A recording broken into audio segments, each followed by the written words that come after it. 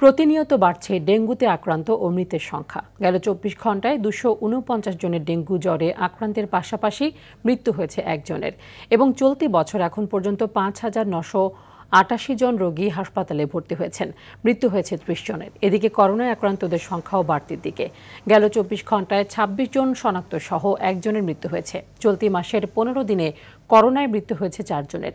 এ বিষয়ে DNCC dedicated COVID-19 হাসপাতালের পরিচালক তানভীর আহমেদ বলেছেন, করোনা ও ডেঙ্গুর নতুন ভ্যারিয়েন্টের উদ্ভব হচ্ছে।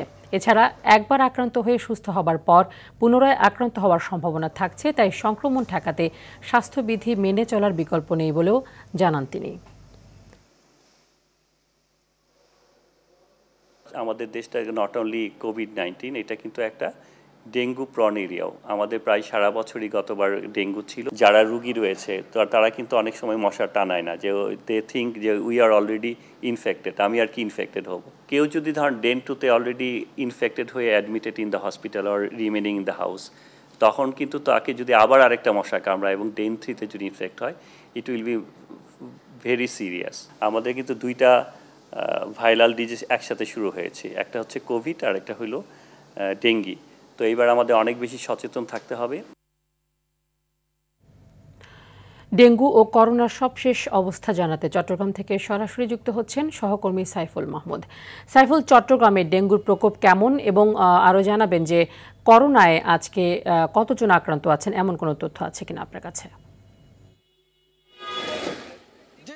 আসলে যেমনটি বলেছেন, আজকে আষাঢ় মাসের ২ তারিখ গুড়ি গুড়ি বৃষ্টি হচ্ছে সকাল থেকে। কিছুক্ষণ আগেও কিন্তু আসলে একটু ভারী বৃষ্টি হয়েছে, যার কারণে কিন্তু পথে ঘাটে কিন্তু আসলে পানি জমতে শুরু করেছে। এই পানি জমাটাই কিন্তু আসলে ডেঙ্গুর প্রধান কারণ বলছেন এখানকার যারা বিশেষজ্ঞ আছে তারা। গত ২৪ ঘন্টায় আসলে কি পরিমাণ ডেঙ্গুতে এবং করোনায় আক্রান্ত হয়েছে সেটি কিন্তু জেলা সিভিল সার্জন থেকে এখনো প্রকাশিত হয়নি। সাধারণত এটা বিকাল ৪টা নাগাদ প্রকাশিত হয়, হয়তো কিছুক্ষণের মধ্যে এটা প্রকাশ করবেন বলে তিনি জানিয়েছেন। যেহেতু কম্পিউটারে কাজ করতেছেন সেজন্য পারেন উনি আমাদেরকে যেটা বলল। চট্টগ্রামে কিন্তু এর আগে ৬ দিনে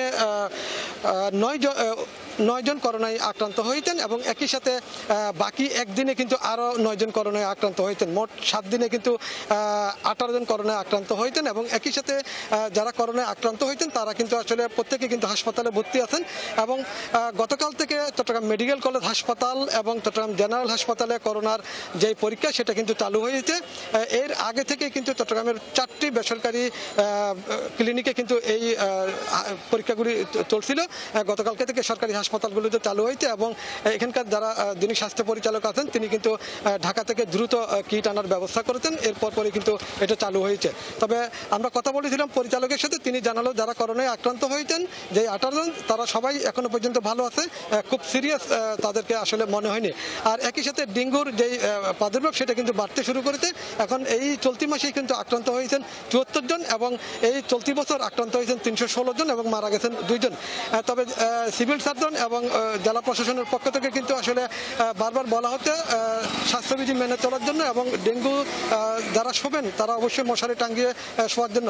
আসলে এটা দেখা যাচ্ছে যে এই বিষয়গুলো অনেকেই কিন্তু মানতে চাচ্ছেন না এবং অনেকেই কিন্তু স্বাস্থ্যবিধি মানার যেই বিষয়টির কথা বারবার বলা হচ্ছে সেটি কিন্তু অ্যাভয়েড করতেছে এবং যেখানে খুব বেশি গ্যাদারিং হচ্ছে সেই জায়গাগুলিতে কিন্তু এড়িয়ে চলার কথা বলা হচ্ছে, এরপরও কিন্তু হচ্ছে না। তবে একটা অভিযোগ রয়েছে স্থানীয় জনগণের, সেটি হচ্ছে যে কর্পোরেশন এখনো পর্যন্ত আসলে সেইভাবে মশার ওষুধ ছিটাচ্ছেন না বলে তারা জানিয়েছেন। তবে যে নালাগুলো আছে সেই নালাগুলোকে খুব দ্রুত পরিষ্কার করার জন্য বারবার বলা হচ্ছে, কিন্তু সেই নালাগুলোতে কিন্তু আসলে দেখা যাচ্ছে যে মশার উৎপত্তি সৃষ্টি হচ্ছে।